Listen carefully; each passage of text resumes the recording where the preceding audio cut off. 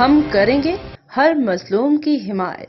السلام علیکم ناظرین، میں ہوں حرین فاطمہ اور آپ دیکھ رہے ہیں حمایتی نیوز HD چینل۔ نظر ڈالتے ہیں آج کی اہم خبر پر۔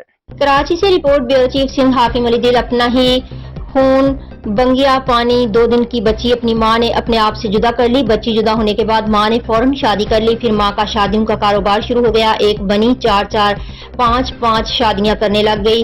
معصوم بچی 2 دن کی اپنی دادی کے حوالے کر کے چلی گئی۔ جب سے بچی کا کہنا ہے جب میں 2 سے 3 دن کی تھی مجھے دادی کے حوالے کر گئی۔ اب مجھے اٹھوانے کی اور مارنے کی دھمکیاں دے رہی ہے اور میرا چاچو کو اور میری دادی کو بھی مروانے کی ساتھ دھمکیاں دے رہی ہے اور میری ماں کا کوئی کردار اچھا نہیں ہے۔ جی حاکم علی دل آگاہ کیجیے۔ جی ناظرین، میں ہوں حاکم علی دل، آپ دیکھ رہے ہو حمایتی نیوز۔ آج میں موجود ہوں ڈسٹرکٹ ضلع ملیر بحث کالونی روڈ نمبر 8 پہ، اور آج آپ کو افسوسناک خبر دکھاتا ہوں۔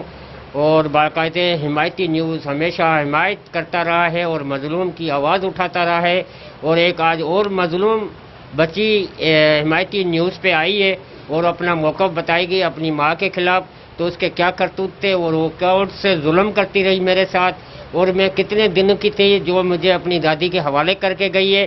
تقریباً یہ 3 ماہ کی تھی، 3 دن کی تھی جو جب یہ دادی کے حوالے کر کے کسی اور شخص کے ساتھ چلی گئی تھی۔ آج جو بچی میرے ساتھ موجود ہے اتنی ہوئی ہے، تو آج وہ لینے کا دعویٰ کر رہی ہے، اور لینے کا دعویٰ کرنے کے بعد بھی اس کو لے گئی ہے، تو پھر اس کو 4 مہینہ وہاں رہا کے پھر اس کو دادی کے گھر دروازے پہ چھوڑ کے چلی گئی ہے۔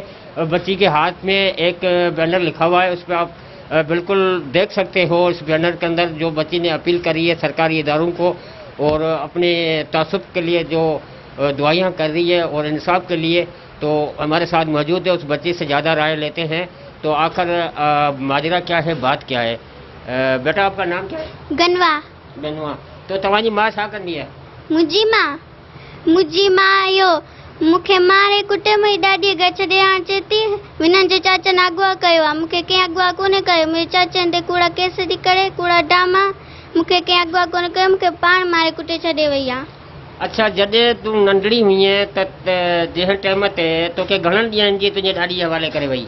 2 ॾींहंनि जी मुंहिंजी ॾाॾीअ उछले वई, चई कारी आहे मूंखे कान खपे, स्टैंड ते लिखी वई, स्टाम्प पेपर लिखी ॾी वई आहे। तूं जॾहिं 2 ॾींहंनि जी हुईं तॾहिं तोखे पंहिंजी ॾाॾी जे हवाले करे वई आहे। तो हाणे दाऊ हुन तोखे पहिरीं मूं ॿुधो त ॻाल्हि तव्हांखे वठी बि वई हुई, वठण खां बाद 4 महीना रहे पोइ तोखे मारे कुटे वरी छॾे वई?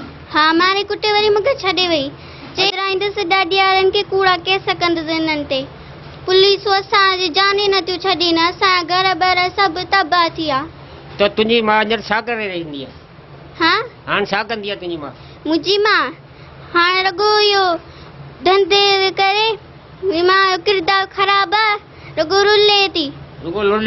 ऐं तुंहिंजी माउ तुंहिंजे पीउ खां पोइ घणी शादियूं कयूं? 3-4 शादियूं कयूं अथसि। 3-4 शादियूं करण खां बावजूदि या हुनजो धंधो इहो ई आहे त हिकिड़े सां शादी करे त उनखे तलाक ॾियो, ॿियनि खे छॾे ॿिए सां तलाक ॾे? हा, हिकिड़े खे छॾे वरी ॿिए खे, वरी 3 खे छॾे 4थे खे। हाणे दाऊ करे रही आहे तुंहिंजी माउ खे करे रही आहे? हा। तोखे मारण जी धमकी ॾेई रही आहे? हा। तो हाणे तव्हांखे पूरी दुनिया ॾिसे पई, सरकारी इदारा ॾिसनि पिया, सैयद मुरादुल शाह साहब ॾिसे पियो, पीपल्स पार्टी जो चेयरमैन बिलावल भुट्टो साहब ॾिसे पियो, तो उनखे तव्हां कहिड़ी रिक्वेस्ट कंदव?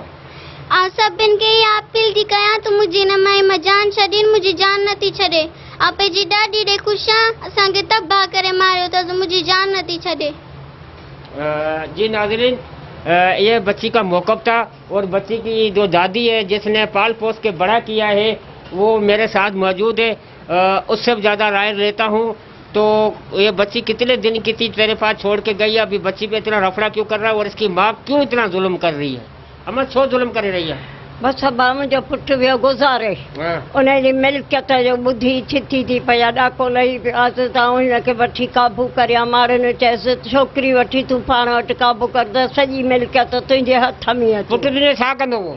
मुंहिंजो पुटु सरकारी नौकिरीअ वारो हो, कराचीअ में ड्यूटी हुईसि। वो हाणे इंतकाल करेगा? हा। तो उनजी घणी सैलरी हुई? पगार घणी हुई हुनजी पगार? हुनजी 45,000 पगार हुयसि। हुनखे दवा लाभ कोन रुपयो छॾींदी। हू बीमार हुनखे जनारू वठी हुनखे कुटाए माराए चवंदी त फाइल तुंहिंजो किथे आहे, मूंखे ॾे त खणी वञा नौकरीअ वारा जेके पैसा थिए मुंहिंजे हवाले कर। जे न त आऊं घर खां पाराईंदसि, छोकिरी बि खणंदसि, सां जेको आऊं हशर कंदसि सॼी दुनिया ॾिसंदी। हाणे हुन जेके बि वाइदा कयासीं बानू कयूं, माई पारे पई मुंहिंजे मासूम खे। हुनजो किरदारु माईअ जो ख़राबु आहे। मुंहिंजी मासूम जवान मूं कई आहे, 2 ॾींहंनि जी खीर पिया की। हाणे छोकिरी अख में थी आई आहे, छोकिरीअ खे मारे कुटे ऐं पंहिंजो काबू करियां ऐं त मिल्कियत जी मालिकियाणी आऊं थियां। मूंखे मिल्कियत जी लालच का कान्हे। मुंहिंजी न्याणीअ जी रुॻी पचर छॾे ॾियां। ऐं वज़ीर आला खे अर्ज़ु थी करियां, जजनि खे ऐं अपील थी करियां सभिनि खे त हाणे हिन माईअ मां मुंहिंजी जान छॾाइनि। माईअ जो किरदारु ख़राबु आहे, कचे किले वटि वेठी आहे। हाणे माई जो नालो छा आहे? शहज़ादी। किथे रहंदे राश करती है? हींअर आहे कचे किले में वेठी आहे। हैदराबाद कच्चे किले में? हा, उते वेठी आहे। हींअर हुन शादी कई आहे ईअं आहे? शादियूं 3-4 कयूं आहिनि त पर हींअर हिकिड़ो जेको आख़िरी कयो आहे उनखे ज़ाहिर कान थी करे। उहो छब में लिक में अथसि, जंहिंखे भाकुर विझो राति जो सुती पई आहे। हुन जो किरदारु ख़राबु आहे। मुंहिंजा बच्चा यतीम छोरड़ा आहिनि। असीं बेघर थियो वेठा आहियूं, न को घर न को तर असांजो आहे। मुंहिंजा बच्चा वीचारा कमनि खां वेही विया। हींअर बि हालनि में नोटिसूं मारियूं आहे, असांजो दर पुलिस कान थी छॾे त हिननि खे ॿधी करी अचो, हिननि खे गिरफ़्तार करे खणी अचो। असां कहिड़ो ॾोह कयो। हिकिड़े खे बि जेके 25 तारीख़ दाख़िल थियल कैंसर जो मरीज़, हिन जो पीउ हाजी मला, उहो बि वीचारो उनखे बि माराई पुलिसनि खां। उहो वीचारो तड़पी मरी वियो। ॿियो बि मुंहिंजो मरीज़ जी थी जान छॾे। मुंहिंजी नियाणीअ खे खपाइण थी चाहे, वकीलाणी जी घुरेसि पैसा, हुनखे जवाबु ॾेयो छॾे मूंखे। जी नाज़रीन, इनका कहने का मुतालबा ये है, बच्ची अभी मैंने पाल पोस के बड़ी करी है, बच्ची पे दवा करके बैठी हुई है। मैं बच्ची खरीद के बच्ची को फरोख्त करूंगी, बच्ची को बेचूंगी। इनको मारने की धमकियां दे रही है और एक नहीं 4-4 शादियां करी हुई है इसने। अभी जो बताया जा रहा है, अम्मा ने कहना था, अम्मा का कहना ये था, तो अभी जिस शख्स से शादी की वो हैदराबाद का रिहायशी है और वहाँ कच्चे किले का कोरट के अंदर उसकी कंटेन है जो होटल पे चाय बनाता है, तो अब उसके साथ वो लगी हुई है। उसके कहने पे सारा कुछ मुझे वाइफ परेशान कर रही है, बच्ची को धमकियां देके और मेरे बच्चों को धमकियां देके और मुझे धमकियां देती है और पुलिस भेज के और मुझे उठवा के ले जा रही है। तो हमारे साथ बच्ची मौजूद है। अभी फिर मैं एक दफ़ा बच्ची से फिर मैं मालूम पूछना चाहता हूँ, तो बच्ची की आखिर राय क्या है? तव्हां किथे रहना चाहियो था, पंहिंजी ॾाॾी वटि या पंहिंजी माउ वटि? पंहिंजी ॾाॾी वटि। तो पंहिंजी ॾाॾी वटि बिल्कुलु सुखी आहीं?